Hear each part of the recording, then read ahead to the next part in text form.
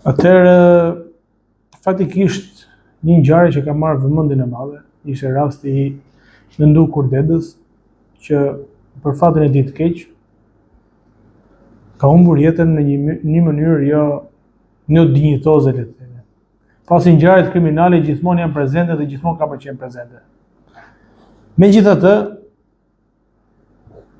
pasi janë bërë disa vite jetime, ka pasur persona të dyshuar, ndër cilës është arrestuar edhe si bashkëpunëtor në vrasje dhe gazmir në gota. Normalisht që në momentet e para, edhe nga mënyra si është përcjellë në opinionin publik informacioni, ishte dukshme që nuk kishim bënë me një bashkëpunëtor kuptimin klasik, por kemi të bëjmë një përfshirje në mënyrë indirekte të një personi, një veprimtari kriminale. Edhe rasti i Gazmirit nuk më përjashtim. Faktikisht, në gjykimin shkallë parë, ai është dënuar me 22 vite burgim, 20 vite burgim dhe për një akuzë shumë të rëndë që parashikon deri në burgim të përjetshëm. Dhe sipas ndryshimeve që janë bërë në 2017 dhe vendimet e gjykatës së lartë, gjykatës kushtetuese, është një nga veprat penale që ndalohet gjykimi me gjykim të shkurtuar. Megjithatë, gjatë proceseve janë pyet disa dëshmitarë, kanë dhënë disa gjëra që janë pabesueshme në kuptimin se si mund të ketë ndodhur një ngjarje, sepse normalisht dëshmitarët duhet përcjellin ato fakte që kanë përjetuar, që kanë parë dhe tregojnë për mënyrën se si ka ndodhur një fakt. Te rasti i Gazmirit është pak më ndryshe. Na ka rezultuar që gjatë hetimit të çështjes, ai është përfshirë, ka qenë natën e ngjarjes në një tavolinë me disa persona të tjerë, ndër të tjerë ka qenë dhe i bashkëpandehuri Besmir Karaj, ku pasi ka konsumuar një sasi të lartë alkooli, sikurse shpjegon edhe vetë Gazmiri në deklarimet e tij, është larguar për të marrë disa cigare. Më vonë, pas disa minutash që për shkak të gjendjes dehur, Besmiri, le të themi, i ka rënë nga mbrapa për të marrë se çfarë ndodhi me personin që sapo kishin konsumuar darkën deri vonë me pije alkolike. Megjithatë, pasi ka takuar pas 10 minuta që kërkonte, ka kërkuar për një tabakine për blerë cigare. Rrugës aty kanë takuar viktimën Mendu Kurdeda. Ku menjëherë Gazmiri nuk ka qenë fare interesuar, nuk kishte asnjë lloj dienie se çfarë përfaqëson në raport me Besmirin apo me Marietën, që ishte emra e Besmirit, dhe ka vijuar normalisht qëndrimin e tij në automjet, ku Besmiri ka ndaluar mjetin, ka dalë, ka dhunuar atë dhe mandej e ka marrë me vete pasi ishin gjendje të rënduar për shkak të vdekjes, të rënd që ishte edhe vetë viktima. Me këto rrethana ka ndodhur ngjarje, janë larguar drejt një zone ku ka kërkuar që t'i merrte parat, pra Besmiri ka kërkuar që të merrte parat që i kishte borxh temës të Marietës, dhe pasi e kanë takuar dhe fillimisht Marietën, kanë zhvilluar një bashkëbisedim aty ku le të themi kanë qenë disa fyre në drejtim të viktimës. Gazmir Ngova ka patur, cili është perëndimi i tij? Ka patur me dëshirë në këtë gjithë? Ka qenë pra jo pa qëllim, edhe ligji justifikon ato raste që të përjashton edhe nga përgjegjësia penale kur ti je në gjendje të intoksikuar. Pra është një person i cili ka qenë në gjendje të dehur, që fakti i cili është provuar dhe është i pretenduar edhe nga gjitha rrethanat e tjera që del. Ku del kjo në drejt kësaj pyetje? Ai nuk ka pas asnjë motiv mbrasje. Nuk është se kishte një njohje më parë me viktimën edhe kishte një motiv që ta detyronte të përfshihej një ngjarje kaq të rëndë. I vetmi implikim i tij është se ka qenë shok i Besmirit.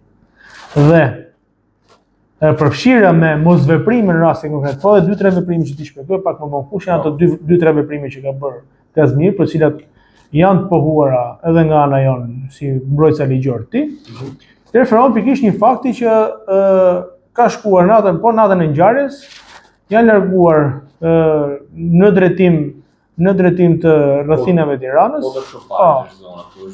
Jo, përpara asaj ka ndaluar një karburant, që është e vërteta, dhe Besmiri ka thënë që ma mbush se më duhet pak karburant për makinën.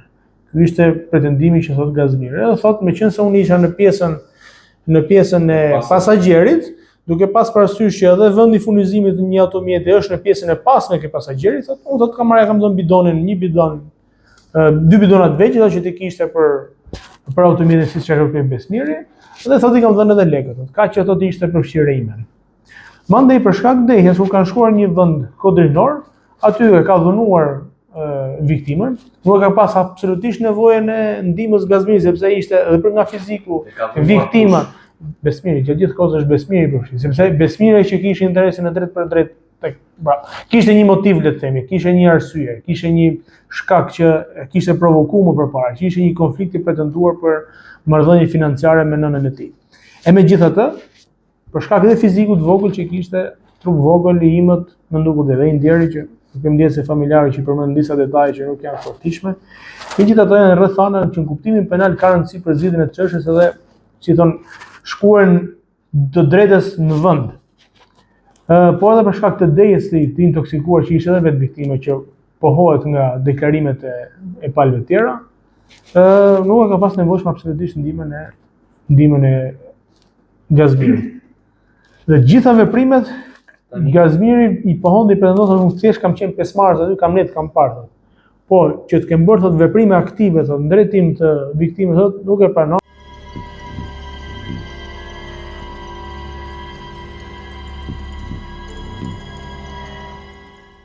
Kemi dy versione të ndryshme, një të Faik Stojnës, I cili është një dëshmitar kryesor në këtë histori, dëshmitar I tërthor, paktën si çdo, I cili thotë mua Marieta dhe Besmiri më kanë përfyer se zjarrin ja ka vendosur, ja ka vendosur Gazmir Ngota, ndërsa Gazmir Ngota I cili thotë që zjarrin dhe veprimet aktive I ka bërë Besmir Karaj. Tani cila është e vërteta e klientit tuaj? Gjitha bisedat, derisa po ka dalë në pa Gazmirit, janë gjitha të thanura, nuk janë që I ka pa me sy kush. Dhe si të shumë puna një dëshmitar popular, pa vlen, automatikisht ma shumë se çdo person tjetër. Po unë duhet të them që ai Vojstanit atë bërmet ka, sepse me çfarë janë marrë ata, pa I kanë hyrë. Ky po ta marrin tamam me atë që ka të shkruar dhe me atë që konceptojnë ne si ata, ky është viktim. Kush? Gazmiri është viktim e tyre, sepse Gazmiri ka sa pa ishte këtu nga jashtë. Edhe dukej se në Shqipëri në një çudi e madhe. Po të themi njerëzit që kanë ikën 90 nga Shqipëria, aty kanë ngel. Pra, siç është 90-ta, vinë në Shqipëri dhe habiten çfarë ka ndryshuar. Dhe njëjta gjë ishte edhe këtij Gazmiri. Ka shku jashtë, ka ndaj disa kohë është kthy. Kur është kthy veprimet e tija, janë alo ato të më përparshme. Dhe ky para viktimin një gotë rakie. Hajde, ti një gotë rakie. Qëllimi I tyre nuk kanë që ta përfshin Gazmirin, e kupton? Por Gazmiri hajde I pishëm ashtu duke bën siç bëjnë shumë e qetë njerëzit, ka ra viktim e veprimeve të tyre.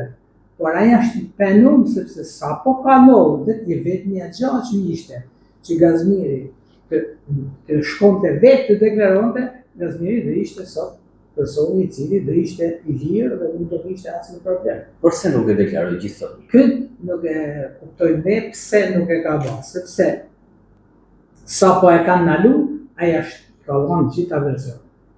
Pra, çdo gjë që ka pas ide prokuroria I përputhen në thanjet e Gazmirit. Marina Karaj deklarohet e pafaqshme, Besmir Karaj deklarohet I pafaqshëm. Vetë deklaron. Po. Sepse deklarimi I tyre vetë deklarohet. Tani do të pa çik edhe nga pikpamja e së drejtës, cilësia dhe besueshmëria e dëshmitarit. Shumë e rëndësishme dhe ne I rrim shumë të fakteve. Atëherë, kemi një histori midis Marietës edhe Faikut. Një histori që pretendohet që ka nisi fjalë edhe nga hetimi del si fjalë që kam patur një marrëdhënie ndërpersonale dhe mandej kjo është ndërruar edhe një marrëdhënie financiare dhe një marrëdhënie borxhi. Po ti shikojmë të ndërlidhur ato me njëri tjetrin, në plan të parë na shkon ideja se kemi të bëjmë me thurë një intrige. Pra, meqense I kanë këto probleme, Faiku thot kështu. Dhe mandej Marieta dhe Besmiri për shkak lidhjes të posaçme mbajnë një version, duke dashur që të shkarkojnë përgjegjësinë nga vetja e tyre dhe t'ia vënë përgjegjësinë Gazmirit. Pra në kuptimin e kësaj, në kuptimin shumator, duket si ka shumë dëshmitar, ama një dëshmitar okular është një vetëm, Gazmiri që ka dhënë dhe versionin e ngjarjes dhe veprimet konkrete. Po ka lidhje që ti dëshmitar apo është përdorur makina FAI? Vetë është, po, dhe makina FAI që është përdorur që ka përdorur Besmiri, që e kishte marrë si mjet pengur, diçka për shkak shlyerjes detyrime, nuk e di një marrëdhënie që u përket atyre jam krejt i painteresuar. Ama është dëshmi se këto dëshmitar në raport me veprimet që ka Gazmiri asnjë gjë të re nuk sjellin. Domethënë, Marieta thot se Besmiri ka thënë, pa një dëshmitar indirekt, ku dëshmitari indirekt sipas rregullave të procedurës penale do duhet tregojë vetëm besueshmërinë rreth parë nga pikpamja cilësore të dëshmitar, por edhe nga pikpamja sasiore që ato që thon a gjen mbështetje në provat e tjera materiale apo jo. Në të vërtetë nuk kanë përputhje. Sepse mungon motivi si që shpërgum kryete, mungon motivi që Gazmiri të përfshihet në vepër penale. E rrëzon FAI Stojnën duke thënë se ai e ka bërë këtë për shkak të një hakmarrjes, të prishjes së një lidhje intime që kishin pas mes tyre. Dhe rrëzojnë dhe pretendimet e Gazmiri Gotës tani. Do ta besoja nëse nuk vëdente dëshmitari popular Gazmiri që tregonte gjithë strategjinë dhe atë që planon. Pra ajo është mënu të fshehej pas asaj, duke gjetë një mundësi për ta qytë pabesueshme deklarimin e tij. Në momentin që ka dalë Gazmiri dhe ka dhënë të detajuar gjitha veprimet, tregon më së miri se më të besueshme janë ato të Gazmirit. Kur jeni futur si avokat mbrojtës Gazmiri Gotës, që në momentet e para... Jo, jemi gjatë procesit në gjykimin e apelit. Çfarë, duke studiuar dosjen si avokat, çfarë pretendoni dhe çfarë kërkoni sot nga sistemi gjyqësor për klientin tuaj? Normalisht ky ka përgjegjësi penale vetëm sa i përket veprimeve që pengojnë zbulumin e së vërtetë dhe moskallëzimin e krimit. Pra janë dy vepra penale që janë formale. Pa çka do thotë vepra penale formale? S'ka rëndësi a vjen një pasojë e caktuar, mjafton që ti e prezanton një ngjarje, bën 2-3 veprime të caktuara, nuk e kallëzon krimin dhe konsiderohet e konsumuar me vepra penale. Është e lehtë, apo jo? Janë vepra penale që kanë ato marzhë dënimi, po jo në kufit e vrasjes. Pra, kurse si Gazmiri thotë nuk e pranon, thotë se unë nuk kam pasur ndonjë arsye, cili ishte motivi që unë përfshihesha në vrasje, as për interes, as për shoqëri, as për interesa personale që mund të kishte, pra nuk është se kishte një marrëdhënie me viktimën. Prokuroria në vetvete ka arritur në konkluzionin që Gazmiri nuk ka qenë, pra nuk ka kryer asnjë akt, pra në vetëm këto që sapo thash. Se ka akuzuar për vrasje. Dhe e ka akuzuar dhe i ka dhënë një dënim 12 vite, ka martuar luani akuzë 12 vite. Për shkak të ndihmesës që kishte në zbardhjen e çështjes. Këto fakte dhe prova me të cilat i ka shpjeguar Gazmiri janë fakte dhe prova të vërtetueshme tash. Ndërsa pse ndodhet ajo e jashtë, sipas procedurës, koha afati i cili ajo çështje duhet shërtohej, nuk ka shërtuar nga afateve. Po pse ajo jashtë dhe Gazmiri? Ja ta shpjegoj. Nuk është ndjek strategjia e mbrojtjes që ka pasur para Gazmiri, nuk e kanë ndjek gjitha hallkat e ankimimit, pra edhe ndaj gjykatën e lartë. Sepse fatmirësisht sot ka disa vendimare të mira të gjykatës kushtetuese, e gjykatës së lartë, që flasin për lirinë dhe përpjekshmërinë personale. Nuk mund të vazhdojnë masat e sigurimit më pafundësisht. Kjo është koncepti i përgjithshëm për të jetë i kuptueshëm edhe për njerëzit. Nuk mund të vazhdojë arresti në burg pafundësisht. Po ka afate që janë të mirë përcaktuara në kod. Në këtë rast nuk e ka ankimuar në gjykatën e lartë. Ka pas një pretendim në gjykatën e shkallës së parë, gjykatën e apelit për shkak të mbarimit të afatit para burgimit, por mbrojtja e Gazmirit ka vendosur, ka vlerësuar që mos ta çështën në gjykatën e lartë. Ndërsa dy bashkëpanderët e tjerë e kanë rekursuar vendimin, është kthyer për rigjykim dhe i ka përfunduar afatet e paraburgimit. Vetëm ky është motivi, nuk ka ndonjë motiv tjetër që lidhet veçanërisht me cilësinë e tij si pjesëmarrës në të veprave penale. Jo, është thjesht çështje procedurale që pra sipas sysh ai duhet të akuzohet për vrasje, por si paramendim po për moskallëzim krimi dhe veprime që pengojnë zbulumin e së vërtetës. Si shpjegoni faktin për sistemin që një ngjarje e tillë në 2017 laboratorët tonë nuk arrin dot të bëjnë krahasimin gabuar të ADN-s. Pra, materiali i ndorë del këtu, ku djali në ndukur dedës që momentet para ka thënë që unë dyshoj që është papai im. Krahasimet këtu kanë sjellë një provë të rreshme e kam bërë familjen besoj që më duket deda është gjallë, por në të vërtetë ishte vdekur dhe mund të zbardhej ngjarje. Sipas jush, e ka cënuar procesin ky? Institucioni më i rrezikshëm, më kriminal që është sot, është i MFE-ja. Përse? Sepse ata, jo vetëm që falsifikojnë, ata i ngrojnë të gjitha aktet sipas dëshirës vete. Nuk ka një institucion që e kontrollon. S'ka sot? Nuk ka. Të vetmit ishim ne që i qumë për një ke penale, për një rast në Saran që zhdukën veshkat e gjithë organet e trupit të një vajzë 16 vjeçare, i qumë deri në gjykatar dhe i mbrojtën gjithë në radhë. Pse i mbrojtën? Sepse këta janë persona që ndryshojnë pra aktet e ekspertimit sipas dëshirës së prokurorit, sipas dëshirës politikarit, sipas dëshirës së korrupsionit. Dhe a institucioni që nëse nuk vehet dorë mbi ta, ne do jemi gjithmonë të rrezikuar nga ata. Po për ju? Ja, Jo, ka shumë në bashkëpunje mendim, sepse thjesht janë thjesht kapacitetet. Domethënë ne reklamojmë ngjyra të bukura, ma thepi ngelet i vakat. Ne nuk kemi një institucion mirëfillt që të jenë gjitha këto përmbledhur në një, le të themi, grup institucionesh, pa siç mund të jetë FBI-a që me shpresën që do të krijohet ky lloj institucione këtu që ti kishe gjitha llojet e ekzaminimeve, dhe ekzaminime biologjike, dhe daktiloscopike, dhe të armëve të zjarrit, pa gjitha llojet të ishin të përmbledhur në një institucion vetë të ndarë në deg ndryshme. Dhe mendoj që investimet në kapacitetet teknologjike nuk kanë nivelin e duhur të prodhojnë pikërisht këto rezultate.